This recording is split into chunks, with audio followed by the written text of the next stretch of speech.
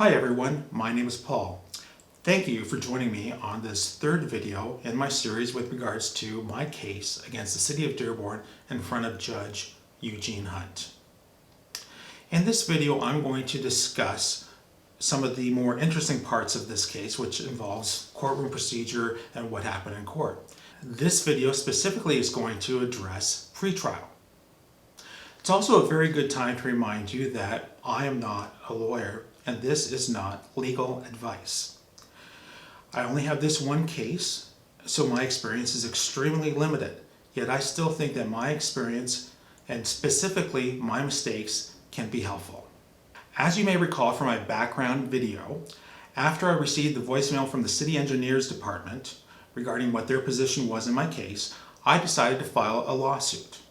I filed this in the small claims court to begin with. Now, with regards to specific courtroom procedure, I'm going to address things that I found were confusing to me or things that may not be obvious. I'm not going to address the minutiae of courtroom procedures such as how to obtain service, how to file a claim, that type of thing. There's a significant amount of information out there on the internet that would probably be able to provide that information much better than I can. Now back to the small claims.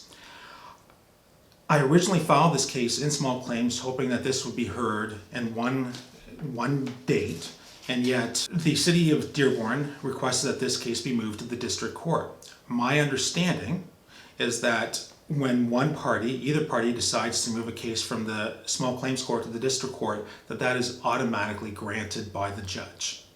In the pretrial stage, Judge Hunt gave us a document called Pretrial Statement, which asked us several questions to address. One of these questions I want to specifically talk about here. That question is, what is the legal basis for your claim or defense? I believe that this could also be referred to as what is your cause of action. This is very, very important. Spend some time on this, do some research, because if there is no cause of action in your case, or if you take a look at the facts in your case as spelled out in your complaint, and those facts, if taken as true, would not prove a cause of action, or the cause of action that you're indicating, then your case is likely to be dismissed. So what are examples of causes of action? There's breach of contract, fraud, negligence, slander, unjust enrichment, assault and battery. Now, some of these vary by state as to what is allowed. Once you have identified what your cause of action is, you'll be required to provide specific elements or the facts that prove your claim in your complaint. For example, in breach of contract, you'll be required to prove, first of all, that there was a valid contract, which of course has its own requirements, as well as prove that the defendant did something or didn't do something that they promised to do. Do a good amount of research on this. As I said before, this is very important. In my pretrial statement, I did not do a good job on this. I did not understand cause of action and basically just said that the defendant incorrectly applied the city ordinance with regards to sewers. Could that have fit into a cause of action? I am not sure. Nevertheless, what was clearly being stated by me and the facts laid out in my complaint was that the defendant promised to do something. They promised to charge based on certain requirements. I accepted this, and then they broke that promise. That clearly fits under a breach of contract, and I will spend quite a bit of time on this in upcoming videos. While I've read appeal rulings such as Smith v. Stolberg, where the court has allowed the plaintiff to amend their cause of action in order to coincide with the facts stated in their complaint, this is something I tried to do later. Do yourself a favor though, get it right the first time. The second point I want to make here is that during the pretrial conference in front of the judge, it's very likely that they're going to ask you, or at least it's logical that they're going to ask you to summarize your case and provide some background information. Assume that they have not read your complaint and prepare for this. At least that's what I feel you should do. If you're someone that doesn't feel they need to prepare for this because you can remember the facts and lay it out very smoothly, then that's fine. I'm not one of those people, so I prepared for it and I'm happy that I did. Finally, it is of course important to make sure that even at this early stage, the defendant is not providing false or misleading information to the court. As you may recall from my background video information, part 2 of this series, the city came out to fix the sinkhole on May the 9th, the sinkhole in front of my property.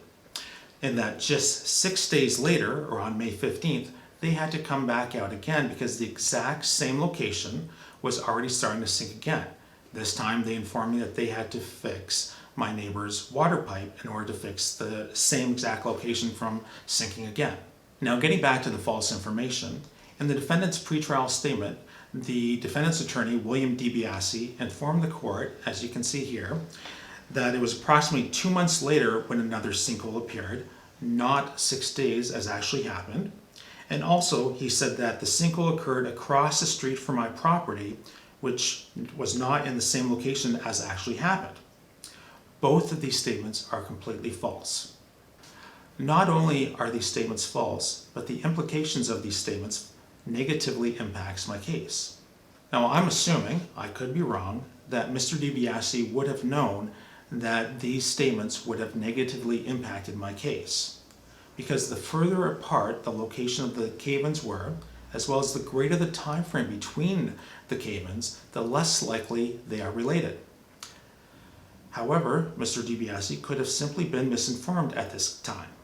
Now, when we get into discovery in the next video, I want you to remember this last point.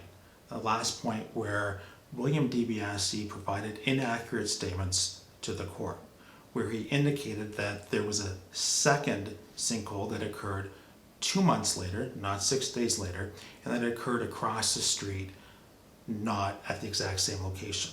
In discovery, you will have a chance to pin down the defendant with specific questions. A little foreshadowing here. William DeBiasi turned out to be honest with regards to this specific question in the interrogatories, yet after discovery provided misleading or false statements to several judges in his pleadings with regards to this very issue. For some reason, perhaps someone can write this in the comment section below, parties are more likely to provide truthful answers in their discovery answers versus in their pleadings. It is important for you to remember that regardless of whether you are providing discovery responses or pleadings to the court, that you provide truthful answers or comments. Even for pleadings, providing false statements is a violation of Michigan court rules. We will get into this more throughout more videos in this series. Next video, we will be discussing discovery. I hope that you'll join me. Thank you.